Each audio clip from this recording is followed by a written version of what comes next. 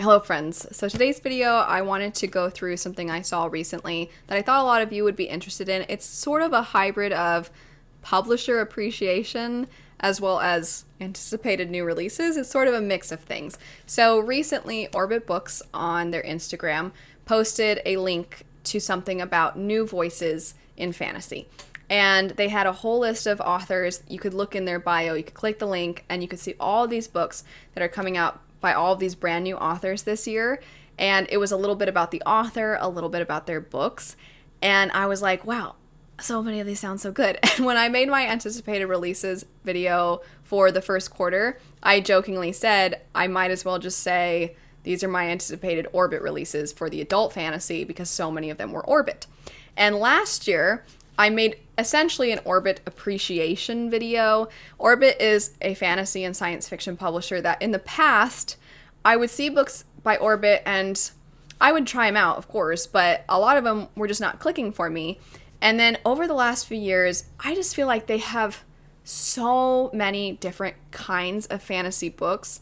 And I was just so impressed with not only the diversity in the kinds of stories, the settings of the stories, the kinds of characters. Not only was I impressed by all of that, but I was genuinely impressed with, one, how much they seem to really care about their authors and doing what they can to give these new authors a chance. I think that's great.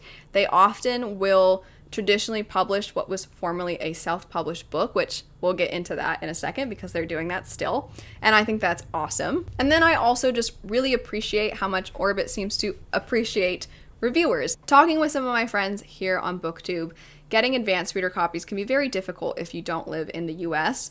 And Orbit, they just seem to really be excited about people who are excited to talk about books. And I love that because sometimes it can be a lot about, it just can be all about sales. And it just seems like they're not just about sales. I mean, as a publishing company, right? And to some degree, every business has to care about the financial aspects, but they seem to find people who are passionate and they have a relationship with them. And I just really, really appreciate that. Nobody's paying me to say this. Nobody paid me to say it when I made my appreciation video last year. This, I just wanted to say again, I'm continuing to really appreciate a lot of what I've been seeing Orbit doing. So before I jump into their new voices list, I also just wanted to say one of my anticipated releases that I've picked up this year that was by Orbit is now, I mean, we'll see where the rest of the series goes, of course, but this is on the path to becoming a new favorite series. Engines of Empire was so good. Oh my gosh, it was so good. I also am very excited for Hunger of the Gods. It's one of my most anticipated releases for this year, as well as for a lot of other people, a lot of you I know as well. So it's just exciting that they're already knocking it out of the park, I would say.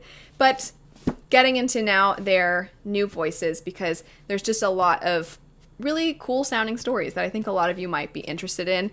And I will probably reference this video when I do my next anticipated releases videos, because there's just so many from Orbit alone that I might mention these books briefly and then just be like, if you want to hear more about those books, go check out this video. If you're wanting to go back and see this list later, you can find it very easily from Orbit Books Instagram page. They have a US one, a UK one, and I think just a Orbit Books one, and I think all of them have it. You can find it easily through their link tree. So if you click on that, it brings you to this page, Orbit's new voices authors for 2022. And I love that they have all the author kind of profile pictures here at the top. And it does say, which I thought this was kind of cute, prepare your TBR lists. This page will be updated with new covers, excerpts, and authors as they are announced. So bookmark it and follow us at Orbit Books for updates. I'm going to go quickly through the first one because I have mentioned this being an anticipated release in the past. And then also this is currently out already. So some of you are probably already familiar with this one. So I'll go through this one kind of fast. It says that it follows Sir Conrad von Volt, an Emperor's Justice who is a detective, judge, and executioner all in one, but these are dangerous times to be a justice. And then they have about the author just underneath the by US or by UK. What's really cool is the author, it says they studied law and that they subsequently retrained as a solicitor specializing in commercial litigation. So it seemed like a lot of what they studied is going to play a role in how they've written the book. After that, they have Coming Soon. So this is where we're getting into ones that aren't out yet. We have City of Dusk.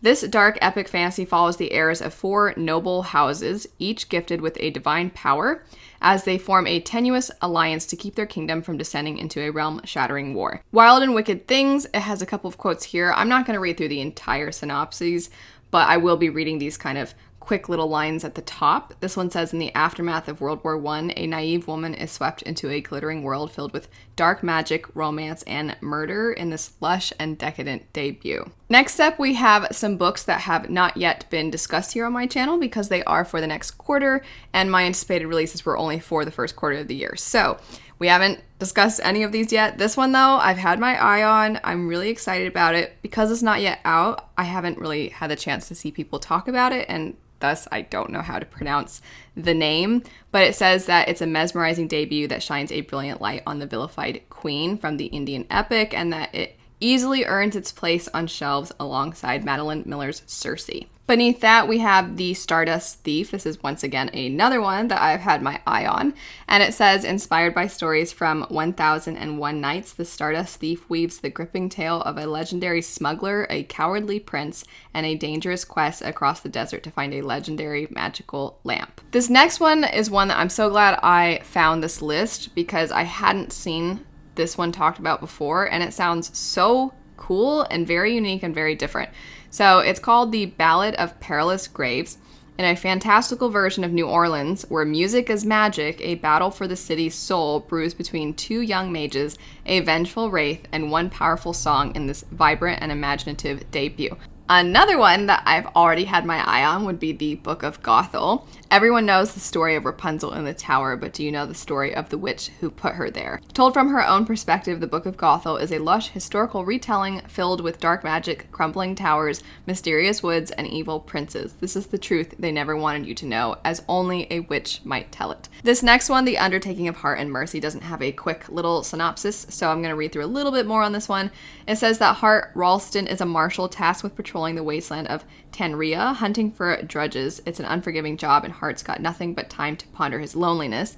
Mercy never has a moment to herself. She's been single-handedly keeping Birdsall and Son Undertakers afloat, despite definitely not being a son, in defiance of sullen jerks like Hart Ralston, who seems to have a gift for showing up right when her patience is thinnest. After yet another exasperating run-in with Mercy, Hart finds himself penning a letter addressed simply to a friend.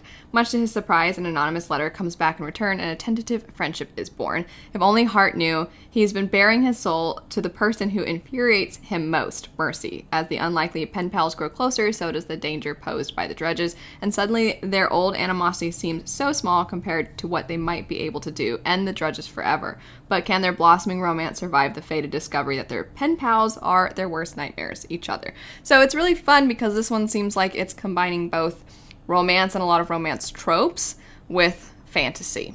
And I think that's going to be very appealing to a lot of people. This next one we'll have to be on the lookout for when the cover is revealed, but that would be a notorious sorcerer. In a city filled with dangerous yet heavily regulated alchemical magic, a man from the slums discovers he may be its only hope to survive certain destruction in this wickedly entertaining fantasy debut.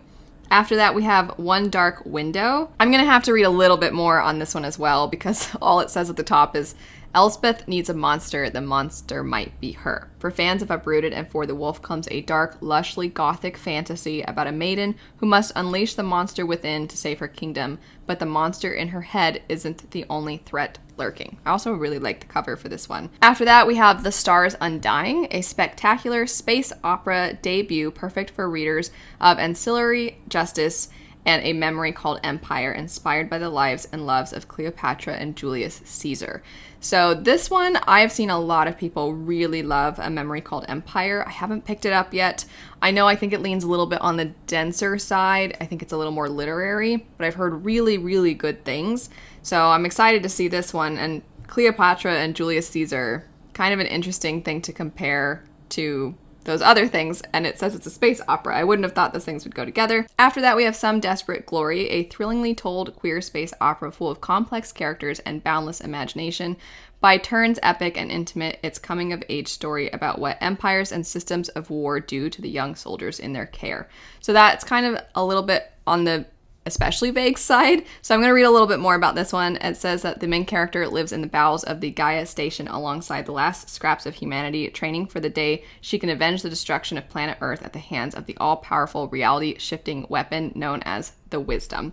And I don't know about all of you, but that's giving me Horizon Zero Dawn vibes. So I'm excited. After that, we have Empire of Exiles. Magic, mystery, and revolution collide in this fantasy epic where an unlikely team of mages, scribes, and archivists must band together to unearth a conspiracy that might topple their empire. And I just like the archivists as one of the people, and scribes, both of those, because I don't think you usually see that. You usually see, thieves or princes or things like that, and mages also. The Sun and the Void, we have that one next, set in a lush world inspired by the history and folklore of South America. The Sun and the Void is a sweeping epic fantasy of colonialism and country, ancient magic, and a young woman's quest for belonging. And then we have A Dowry of Blood, a deliciously dark retelling of Dracula. A Dowry of Blood is a saga of obsession, desire, and the lengths we will go to protect the ones we love. And this one was originally self-published, and they are picking this one up.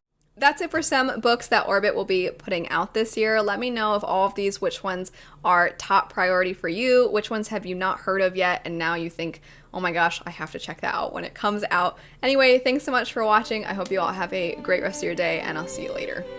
Bye.